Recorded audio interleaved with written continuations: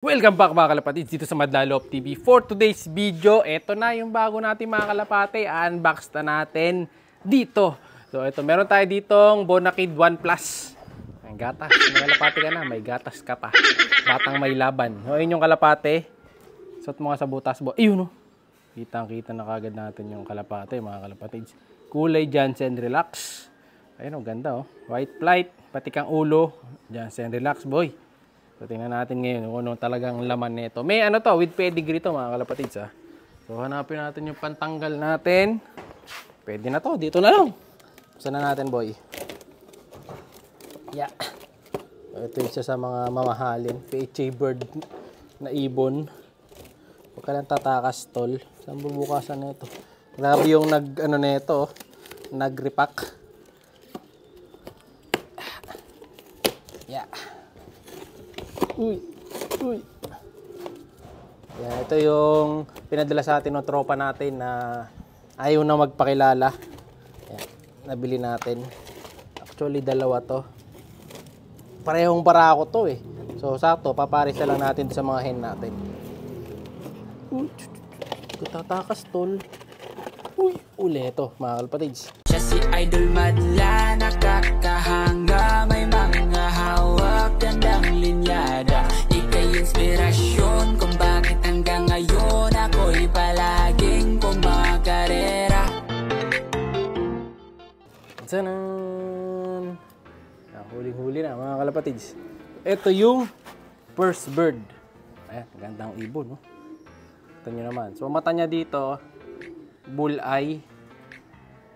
Sa kabila, ang mata niyan, iba kulay. Ayan. So, ano dito? Pearl eye. So, ito yung original Jansen Relax na kulay. Ayon nga kay Idol Ex Machina. Ayan. Kasi ang line nga nito is Ex Machina line. Ayan, Jansen Relax mga kalapatids. Yung peds niyan, nandun sa kabila. Ayan yung bagwis niya. Laking ibon. Oh, amazing. Wow na wow. Gandang ibon. Machong macho. Ayan. Mga ibon. Bagwis pa lang. O, ayan, mga kalapatids. Naka-perso ring pa nga ito eh. Ex Machina line. Diba? So, legit to mga kalapatids. Tapos, naka PHA. Ayan. Medyo madungis lang yung singsing. Tapos, Ex Machina line.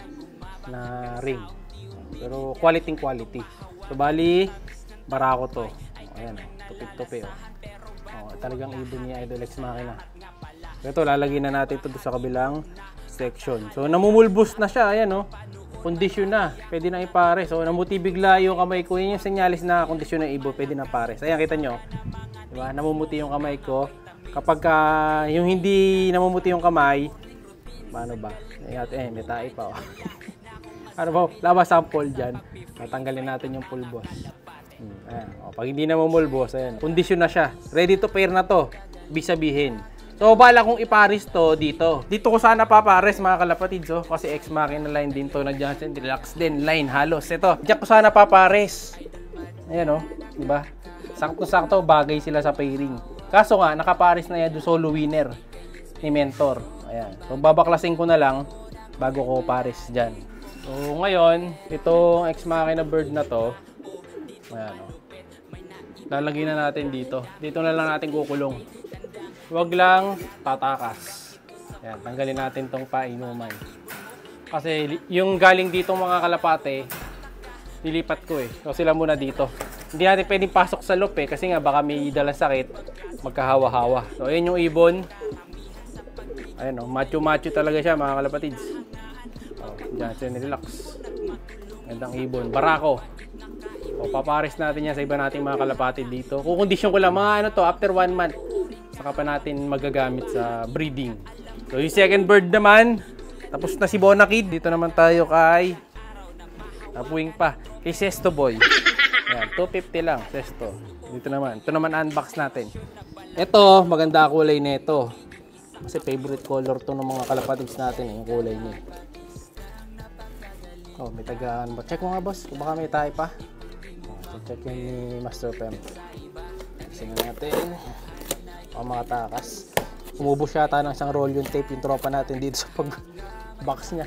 Daming tape. Yan, yung quality control lang ni Pem. Kaya amoy-amoy dyan sa Gedli. Pem, Ang yamoy-yamoy mo dyan. Hoy! Taga. I-check daw niya, baka daw may dalang sakit. Kunin natin itong isa. Ito isa, ayun, nakita nyo na yung buntot, oh. Ano yung buntot, mga kalapatids, oh. Kulay pula, red check. Ops. Tatakas. Hop, yan. Ito yung isa. Ayun. Okay din naman ng mga pups nila, yan, oh. Tigas din naman kahit pa paano. Ayan. So, ito yung isang ibon naman. Red check. Ex machina bird din to. Ayan, oh. Naka-perso din. Ex machina bird. Same no sing-sing nung isa. Ayan. 2021. Ito yung ibon. Red check. Ito, ganda. Bagong ani na ibon, oh. Laking ibon din. Wala rin namang kuto. Boy, ganda ng ibon, oh. Ex machina bird.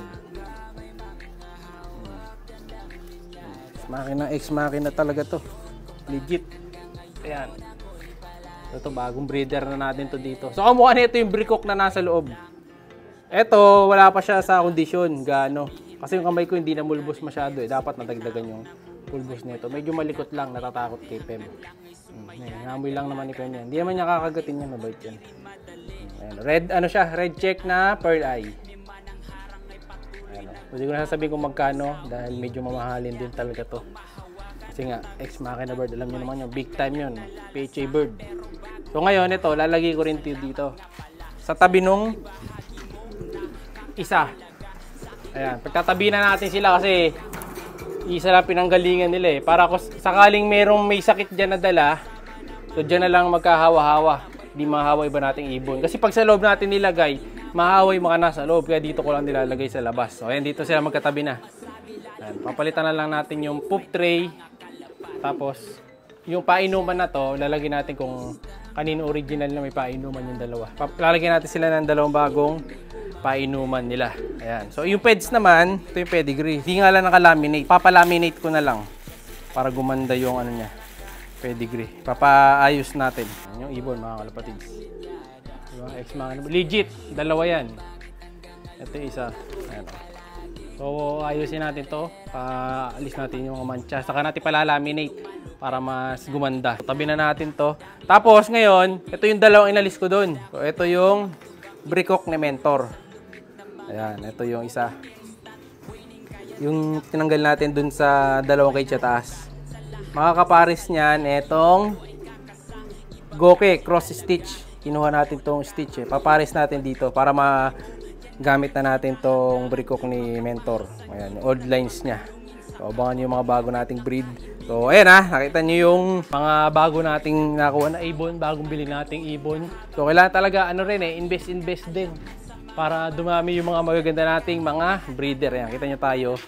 Bili rin tayo ng mga bagong mga foundation birds para syempre ma-improve yung pagkakalapati natin saka yung laro natin. Siya'y kalapatistang napakagaling na kinakilala.